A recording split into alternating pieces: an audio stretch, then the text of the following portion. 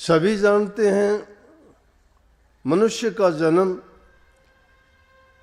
बहुत शुभ और नेक कर्म करने के बाद कितने जन्मों के बाद हमें ये अवसर मिला है।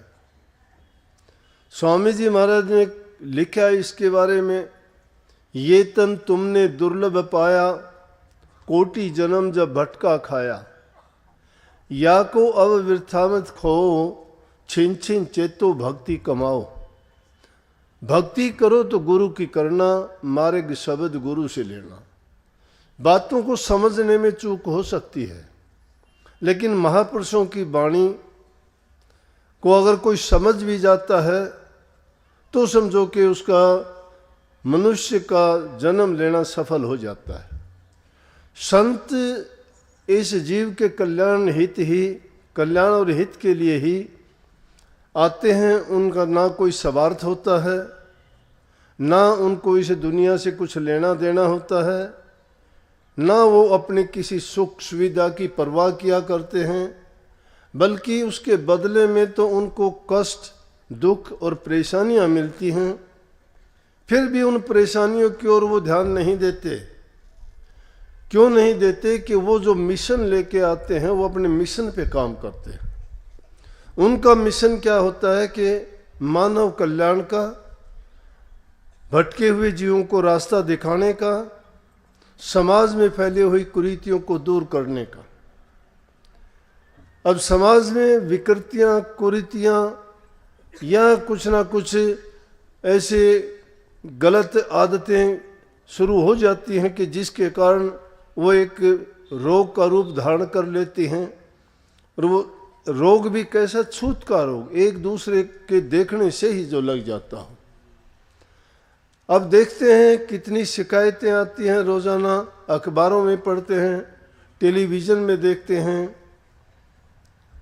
नशे की बुरी आदत है, नौजवान बच्चों को उनको ज्ञान और समझ नहीं है। हम प्रयास करते हैं, माँ बाप की सबसे बड़ी पूंजी उनकी संतान होती है, क्योंकि संतान के लिए इंसान कितना अगर कोशिश करता है, अगर नहीं होती। एक औरत अपने पति से कहने लगी कि सत्संग में चला कर। ये बात मुझे क्यों याद आ गई, एक लड़की रोने लगी और यहाँ आके कहने लगी अभी इतना टाइम तो नहीं होता ना उस टाइम। फिर मैं अब दिमाग में बात आ गई तो कह ही देता हूँ। रोने लगी, बोला जी पहले तो मेरा घरवाला आया करता, अब सत्संग में नहीं आता। मैं भाई वो तो अगले की मर्जी है, जिसको नहीं रुचि वो ना हो। देखो भूख जिसको नहीं लगती उसको खाना कैसे खिला दोगे आप? जिसका मन नहीं उसको सत्संग में कैसे ले आओगे? ले भी आओगे तो उसका फायदा और हित भी क्या होगा? क्यों? उसका मन तो डामाडोल रहेगा। कहते हैं ना, जैनुग्रा सत्संग में आवे, कड़वे कड़वे त्योर लिखावे, और वो रह लड़ने तैयार। बोलोगे तो लड़ाई करने के लिए तैयार हो जाएगा। अब देखा मैंने एक बहुत पुराना सत्संगी था, एक लड़के ने कहा बाबा थोड़ा गधे तो अकड़ गया, हाथ में डोगा, हरी पगड़ी, बैठा होगा यहाँ बुरा मानने का मान जाओ। वो लड़के की तरफ यूं देखा, वो लड़के ने बेचारा कही बाबा इधर से नहीं उधर हो जाओ। बोला कि मैं देखता रह गया, मुझे फिर चलो दूर से ही चला गया। अकड़ नहीं जाती इंसान की। तो हमारे हित की भी कोई कहता है, अरे कहीं भी जाओ मर्यादा होती है, अनुशासन होता है। जो आदमी मर्यादा और अनुशासन में नहीं रहेगा, क्या खाक मिलेगा उसको? हर चीज मर्यादा में है, प्रकृति में हर चीज का संतुलन है। यहाँ जिसका संतुलन बिगड़ जाता है वहीं डामाडोल खराब हो जाता है। तुम्हारे खान पान का संतुलन बिगड़ा, रोग लग जाएगा। लग जाता है कि नहीं? कभी बुखार, कभी जुकाम, कभी कुछ, संतुलन बिगड़ा। हर चीज का संतुलन रखना पड़ता है। लेकिन एक नाम ऐसी चीज है जो सब बिगड़े हुए संतुलनों को ही ठीक करता है। तो वो एक और थी, बहन जी कहने लगी अपने घरवाले से कि देश जाके सत्संग में सुधर गया, आप भी चला करो। बोला क्या सत्संग में चलो? न बोली कभी तो चल पड़ा कर। बोला ले चल, तेरा मन करता है तो चल पड़ूंगा। क्यों? उसका तो मन था नहीं। अब नहीं जाए तो रोटी खानी थी, घर सोचा कि झगड़ा होगा, रोजाना तेरे से रखेगी। ये माता बहनें फिर भी सारा काम करती हैं, हर प्रकार का घर की दुख तकलीफ में सब कामों में आगे रहती हैं। फिर भी इनको थोड़ा भी टाइम मिले तो भी भक्ति का और रुझान इन्हीं का होता है। वो कहने लगी सत्संग में चला कर कुछ सुधार हो जाएगा तेरा भी। बोला कि अच्छा तू नहीं मानती, चलो रात के सत्संग थे, अब कहने सुनने से चला गया सत्संग हो रहा था तो जाके उसने सोचा कहाँ बैठूं, क्यों उसका मन तो लगता नहीं था। उसने पीछे से ने जगह देखी और जगह देखी तो अपनी वो बैलगाड़ी एक थी। उसने सोचा रात का टाइम है, ये पता नहीं कब तक होगा, यहाँ आराम से कट लगा के गाड़ी के नीचे बैठ गया। गाड़ी के नीचे बैठ गया, सत्संग होया, सत्संग 2-4 घंटे, 12-1 बज गया। उसको तो आ गई थी नींद थोड़ी देर में ही, क्यों सत्संग के वचन उसको कैसे अच्छे लगते, रुचि नहीं थी उसकी। तो जब सत्संग की छुट्टी करी और सब ने जयकारा लगाया, जैसे अमरदास स्वामी बोलते हैं तो उसमें भी कुछ उन्होंने बोलते सबकी आवाज आई रांधी, उसकी नींद खुली। उसने सोचा छुट्टी होगी, तो एकदम झटके से उठा, लठ लग गया सिर में गाड़ी का। लोग कहने लगे हा, ने बोला आज तो सत्संग में फूल बरसे। बोला अरे किसके फूल बरसे, मेरा तो सिर फूट गया, लठ बरसे सत्संग में। इतना फर्क हो गया कि जो सच्चे मन से नहीं गया लठ बरसे। घर आ गया, बोला कि सुना सत्संग, देखा कितना अच्छा सत्संग था, सुधार की बात बताई, जीवन अच्छा बनाने की बात बताई, रोग बीमारी से बचने की बात बताई, इसलिए सत्संग में आने के बड़े फायदे हैं। बोला कि मैं तो नींद आ गई। बोला मेरा तो सिर फूट गया। बोले हाँ नींद आ गई। बोले तड़के चाहिए, तड़के ना सोइए। बोला ठीक है। अगले दिन गया, फिर लेके गई। अगले दिन गया तो उसने सोचा आज गाड़ी के नीचे नहीं, एक दीवार थी, अकेला कोने से मैं जाके मैं और दीवार का कड़ लगा के अपना बैठ गया। वही बात हुई, सत्संग शुरू होया। जिसके कर्म और नसीब में नहीं होते ना, लाख कोशिश कर लो तो भी उसको नहीं मिला करता। अब कर्म और नसीब आप पूछ सकते हो होता है क्या? हाँ बनाया जाता है। कर्म जो इंसान करता है वो है, नसीब उसका कर्म फल है। जो इंसान कर्म करता है वो अपना नसीब बना लेता है, जो इंसान कर्म नहीं करता वो अपना नसीब बिगाड़ लेता है। किसी को दोष ना दिया करो, कर्म हमारे किए हुए हैं। जो भी हमें सुख दुख होते हमारे कर्म का फल है। काया का रोग कर्म का भोग है। कभी न कभी हमने कोई ना कोई कर्म किया था, इसलिए उस कर्म का भोग है ये, और भोगना पड़ेगा क्योंकि कर्म हमने ही किया था, याद हमें नहीं है। ये वरदान मिला हुआ है इस जीव को कि इसको पिछले जन्म याद ना रहे, इसको याद ही नहीं रहे इसका किसके से क्या संबंध था।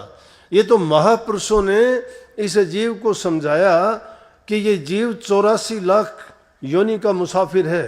ये बार बार जन्म लेता मरता है, ऊंची नीची योनियों में अपने कर्म के अनुसार जाता है, लेकिन अपना कर्म भोगता है जैसा भी कर्म करता है। किस तरह से एक बार इंद्रासन पे बैठा था, वहां नाच गाने हो रहे, उसका ध्यान ही नहीं था। अब नारद तो मुनि श्रेष्ठ, उसको तो सब बंदगी करते, लेकिन इंद्र ने उसको बंदगी नहीं की, श्राप दे दिया। बोला कि जा तू इन चीजों में, इंद्रिय भोगों में इतना तू सुख मानता है, जा तू सुअर की योनि भोग। अब सुअर की योनि इंद्र को मिल गई।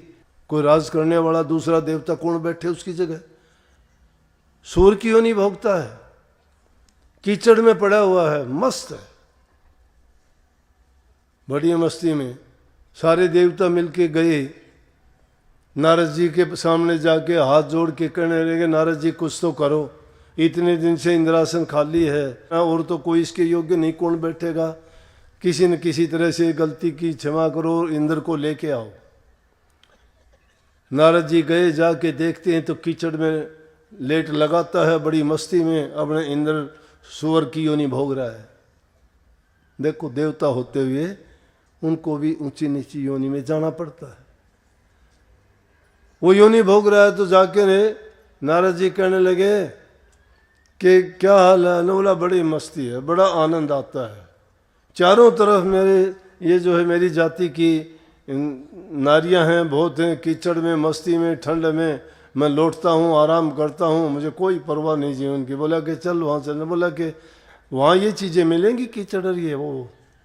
तो ये जीव का हाल है। इस जीव को जहाँ भी जिस योनि में भेज दिया जाता है ना, उसी में खुश रहता है।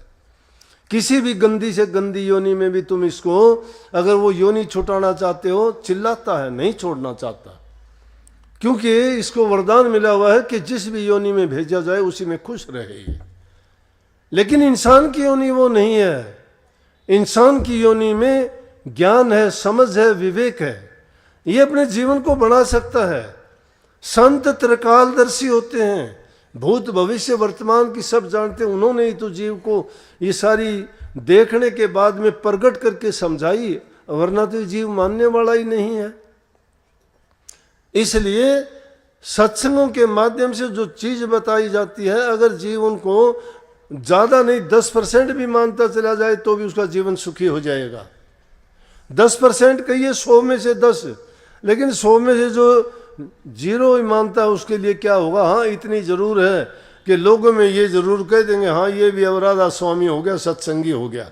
ये नहीं पता वो टिकेगा कितने दिन, क्योंकि दुनियादारी की जो रीत रिवाज हैं उनको छोड़ना बड़ा कठिन होता है। गंदगी का रास्ता तो अपनाते हुए देर नहीं लगती, बिगाड़ होने में देर नहीं लगती। ये देखो आपने कितना कष्ट उठाया, ये टेंट लगाया, ये भवन बनाया, कितने दिन लगे इसके बनाने में?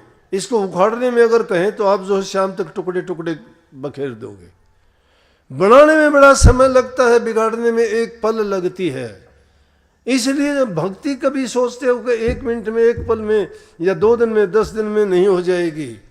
तो आज नाम नहीं लिया, नाम लिया है, तीसरे दिन आके आप तो शिकायत करते हो कि मेरा ध्यान नहीं लगता, मेरा सुमरण नहीं बनता। ध्यान और सुमरण कोई पंसारी की दुकान पर पुड़िया मिलने वाली नहीं है।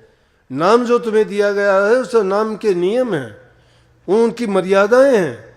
उन मर्यादाओं को निभाओ, उस अनुशासन में रह के नाम का सुमरण किया करो, चिंतन किया करो, याद किया करो, भजन किया करो, इस मन को काबू किया करो।